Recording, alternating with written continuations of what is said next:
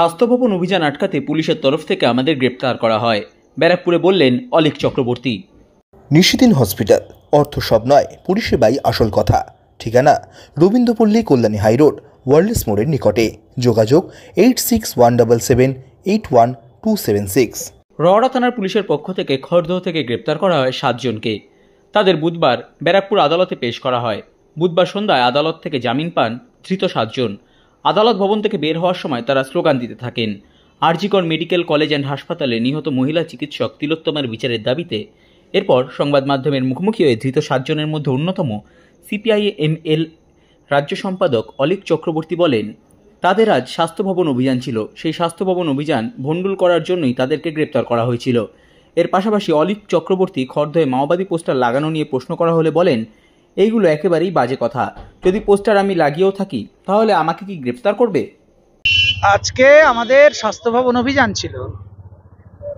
গত 17ই ডিসেম্বর আমরা স্বাস্থ্য ভবনে গিয়েছিলাম ডেপুটেশন নিয়ে, যে এই যে তিলোত্তমার যে খুন হলো তাতে অ্যাডমিনিস্ট্রেটিভ দায়টা তারা কি নিয়েছে, তারা এতদিন ধরে এই খুনিদেরকে বা দোষীদের বিরুদ্ধে কি ব্যবস্থা নিয়েছে বা অ্যাডমিনিস্ট্রেশন কি করেছে এটা জানার জন্য এই জবাবটা আমরা চেয়েছিলাম। কোনো জবাব তো তারা দিতে পারেনি, বরং শেষ পর্যন্ত যে সেক্রেটারি সচিব, স্বাস্থ্য সচিব, অন্যতম স্বাস্থ্য সচিব মৌমিতা গোদারা বাসু, তিনি বলেছিলেন যে আপনারা লিখিতভাবে দিন, আমরা লিখিতভাবে 24 ঘন্টার মধ্যে তার জবাব দেব।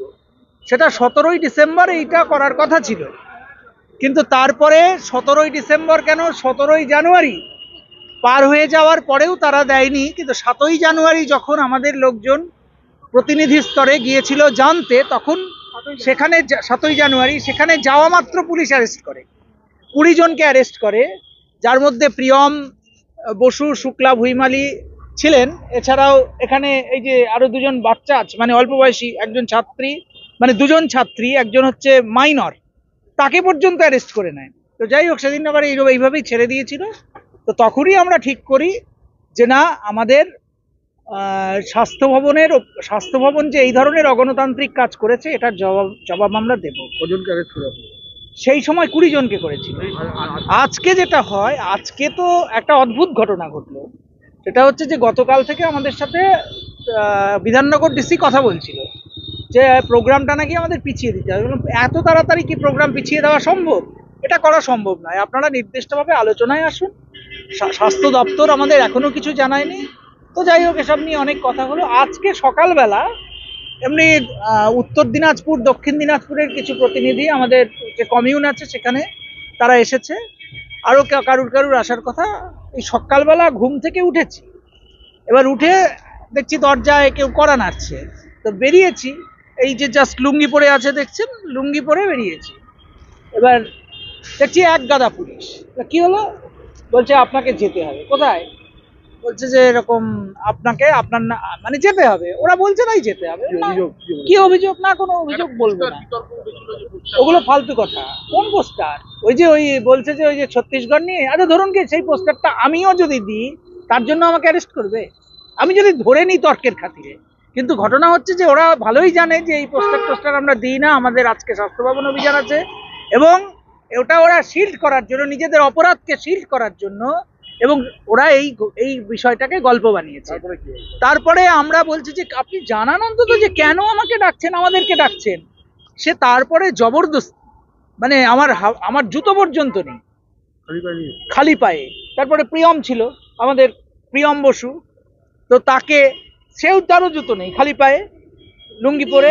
শুক্লা, কোনো ধারা নেই। প্রথমে তো লিখছিলই না ধারা, মানে ভেতরে গিয়ে যখন অ্যারেস্ট মেমো দিচ্ছে তখন বললাম যে আপনারা কি কারণে অ্যারেস্ট করছেন। আমাদেরকে ভেতরে ঢুকিয়ে একটাই কথা, এসিপি, অ্যাডিশনাল সিপি এবং ডিসিপি, তারা সবাই একটাই কথা বলছে যে আপনারা প্রোগ্রামটাকে 2 দিন পিছিয়ে দিন, আমরা ব্যবস্থা করে দেব।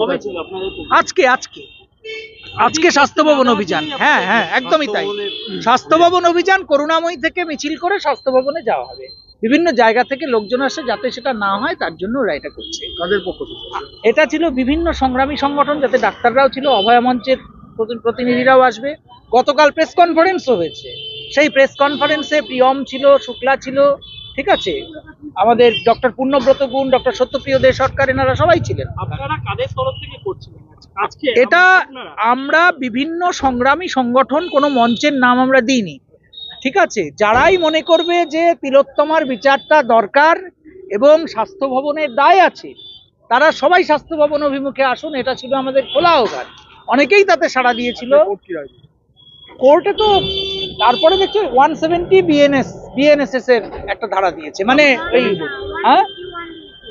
ওই আর কি, মানে একেবারেই জামিনযোগ্য শুধু নয়, ওই প্রিভেন্টিভ অ্যারেস্ট, এইটা হচ্ছে ব্যাপার। জামিন দিয়েছে আজকে।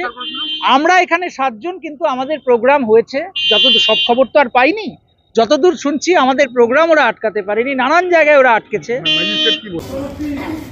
রাজ্য কমিটির সম্পাদক লাল সালাম, লাল সালাম, লাল সালাম, ইনকলাব জিন্দাবাদ, জিন্দাবাদ, জিন্দাবাদ। এই স্বাস্থ্য ভবনে জবাব চাইতে আবার যাওয়া হচ্ছে, হবে, হচ্ছে, হবে। এই লড়াই চলছে, চলবে, চলছে, চলবে। এই লড়াই চলছে, চলবে, চলছে, চলবে। এই পুলিশ দিয়ে গ্রেফতার করে এই লড়াই দমন করা যায়নি, যাবে না, যায়নি, যাবে না। তাই তো বলি, তিলোত্তমার বিচার ছাড়া আমরা লড়ছি না, নড়বো না, লড়ছি না, নড়বো না। বিচার চাই, বিচার চাই, বিচার চাই। স্বাস্থ্য ভবন অভিযান বানচাল করতে পুলিশি হামলা হলো কেন? মুখ্যমন্ত্রী জবাব দাও, জবাব চাই, জবাব দাও। মুখ্যমন্ত্রী জবাব দাও, জবাব চাই, জবাব দাও। মামলা দিয়ে আন্দোলন দমন করা যায়নি, যাবে না। তাই তো বলি, লড়াই, লড়াই, লড়াই চাই, লড়াই করে বাঁচতে চাই।